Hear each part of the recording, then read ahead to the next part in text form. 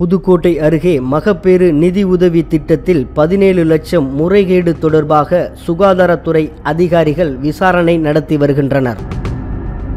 தமிழகத்தில் கர்ப்பிணிகளுக்கு டாக்டர் முத்துலட்சுமி ரெட்டி மகப்பேறு நிதி உதவி திட்டத்தில் நிதியுதவி மற்றும் ஊட்டச்சத்து பொருட்கள் அடங்கிய பெட்டகம் வழங்கப்படுகிறது. இத்திட்டத்தில் 5 தவணைகளாக 14,000 நிதி உதவியும் 4,000 மதிப்பில் ஊட்டச்சத்து பெட்டகமும் வழங்கப்படுகிறது. இத்திட்டத்தில் நிதி உதவி பெற அரசின் வழிகாட்டு முறைகள் பல உள்ளன. கர்ப்பிணி பெண்கள் கர்ப்பமுற்ற 12 வாரத்திற்குள் கிராம நகர சுகாதார செவிலியரிடம் பதிவு செய்து பதிவு எண் பெற்றுக்கொள்ள வேண்டும். அரசு மருத்துவமனைகளில் இது தொடர்பான பரிசோதனை சிகிச்சை, பிரசவம் மேற்கொள்ளுதல், குழந்தைகளுக்கு தடுப்பூசி போட்டுக்கொள்ள வேண்டும். இத்திட்டத்தில் மாநில அரசின் நிதி அரசில் கருவூலம் மூலம் பயனாளிகளின் வங்கி கணக்கில் நேரடியாக வரவு வைக்கப்பட்டு வருகிறது. இந்த நிலையில் கடந்த 2019 ஆண்டு முதல் இந்த ஆண்டு 2024 மார்ச் மாதம் வரை இத்திட்டத்தில் நிதி உதவி வழங்கப்பட்டதை தணிக்கை மேற்கொள்ள சுகாதாரத்துறை உயர் அதிகாரிகள்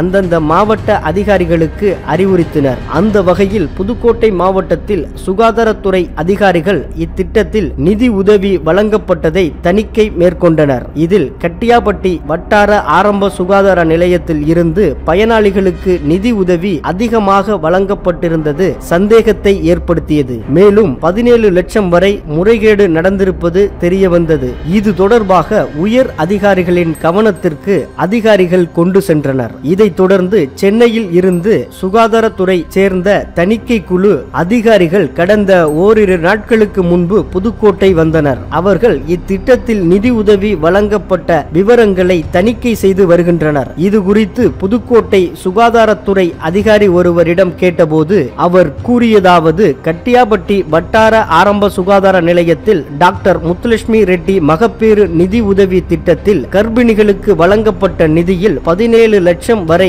முறைகேடு நடந்திருப்பது தெரிய வந்துள்ளது. ஒரே நபரின் வங்கி கணக்கு எண் மற்றும் பயனாளிகள் அல்லாதவர்களின் வங்கி கணக்கு எண்களுக்கு இத்தொகை அரசின் கருவூலம் மூலம் பணம் சென்றுள்ளது. இந்த முறைகேட்டில் ஊழியர்கள் ஈடுபட்டு இருக்கலாம் என தெரிகிறது. ஆரம்ப சுகாதார நிலையத்தில் பணியாற்றும் இப்பிரிவு அலுவலர்கள்தான் பயனாளிகளின் வங்கி கணக்கு எண் விவரங்களை கணினியில் பதிவேற்றுதல், பணம் சென்றடைவதை கண்காணித்தல் பணியை மேற்கொள்கின்றனர். இதனால் அவர்களிடம் விசாரணை நடத்தப்பட்டு வருகிறது. கருவூலத்திலும் விசாரணை நடத்தி தணிக்கை மேற்கொள்ளப்பட்டு வருகிறது. உண்மையான பயனாளிகளுக்கு இத்திட்டத்தில் நிதி வழங்கவில்லை என இதுவரை புகார் ஏதும் வரவில்லை. தணிக்கை குழுவின் சோதனை முடிந்த பின் உரிய நடவடிக்கை எடுக்கப்படும். பணத்தை திரும்ப பெறவும் துறை ரீதியாகவும் சட்டப்பூர்வமாகவும் நடவடிக்கை மேற்கொள்ளப்படும். இவ்வாறு அவர் கூறியுள்ளார். மகப்பேறு நிதி உதவி திட்டத்தில் முறைகேடு நடந்த சம்பவம் மக்களிடம் பெரும் அதிர்ச்சியையும் பரபரப்பையும் ஏற்படுத்தியுள்ளது.